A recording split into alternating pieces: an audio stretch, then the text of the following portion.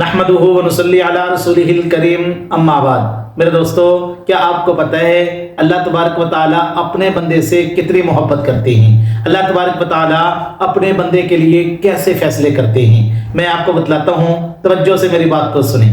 اللہ تبارک و تعالیٰ قرآن مجید کے اندر فرماتے ہیں ارجعی الی ربک، اے میرے بندے میری طرف واپس آ جا۔ اب یہاں سوچنے کی بات یہ ہے کہ ایک ہوتا ہے واپس آنا، ایک ہوتا ہے آ جانا۔ واپس آنے کے اندر امید ہوتی ہے۔ اللہ تبارک و تعالیٰ اپنے بندے سے یہ کہنا چاہتے ہیں کہ میرے بندے تیری 10 سال زندگی ہو گئی، 20 سال ہو گئی، 100 سال ہو گئی، جتنی تیری زندگی ہو گئی ہے ساری زندگی تو نے میری نافرمانی میں گزاری ہے، میری بغاوت میں گزاری ہے، میرے حکموں کو توڑ کے تو زندگی گزارتا رہا، لیکن زندگی کے آخری پہر سے پہلے میری طرف واپس لوٹ کے آ جا۔ ارجعی الی ربک، اپنے رب کی طرف آ جا اور آ کے توبہ کر کے کہہ دے یا اللہ میری توبہ، یا اللہ مجھے معاف کر دے۔ اللہ فرماتے ہیں پتہ میں کیا کروں گا؟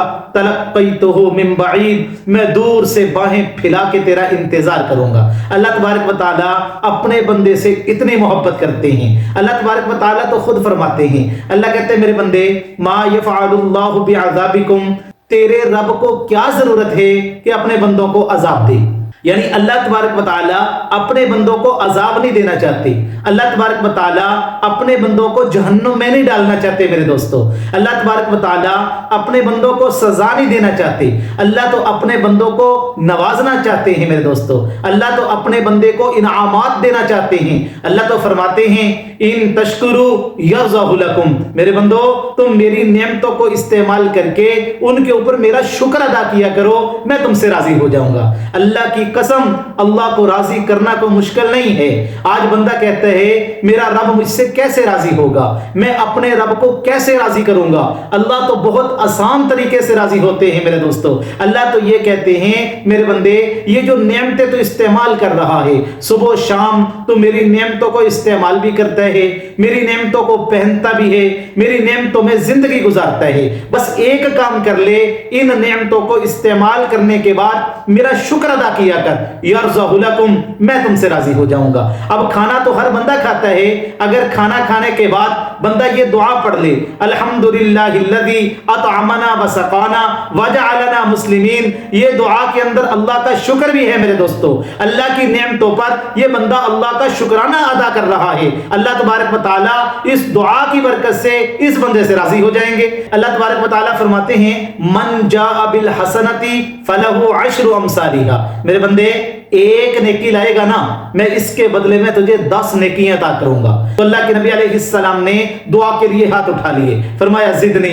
میرے اللہ یہ تو ساری امتوں کے لیے تھا، میری امت کے لیے کوئی خاص فرما، میری امت کو کوئی خاص تحفہ عطا فرما، کیونکہ یہ میری امت حضرت محمد مصطفیٰ صلی اللہ علیہ وسلم کی جو امت ہے یہ خیر امت ہے، یہ وہ امت ہے جو آپ کے پیارے محبوب صلی اللہ علیہ وسلم کی امت ہے۔ تو اللہ تبارک و تعالیٰ نے فرمایا من ذا الذی یقرض اللہ قرضا حسنا فیضاعف له اضعافا کثیرا، جو میرا بندہ میرے راستے میں 1 روپیہ خرچ کرے گا، یعنی مجھے قرض حسنا دے گا، میں اسے زیادہ عطا کروں گا۔ اللہ کے نبی نے فرمایا یا اللہ کچھ اور زیادہ عطا فرما۔ اللہ نے پھر فرمایا مثل الذین ينفقون اموالهم فی سبیل اللہ کمثل حبۃ انبتت 7 سنابل، میرے پیارے محبوب اگر آپ کی امت کا ایک آدمی 1 روپیہ میرے راستے میں خرچ کرے گا، میں اس کے بدلے میں اس کو 700 نیکیاں عطا فرماؤں گا۔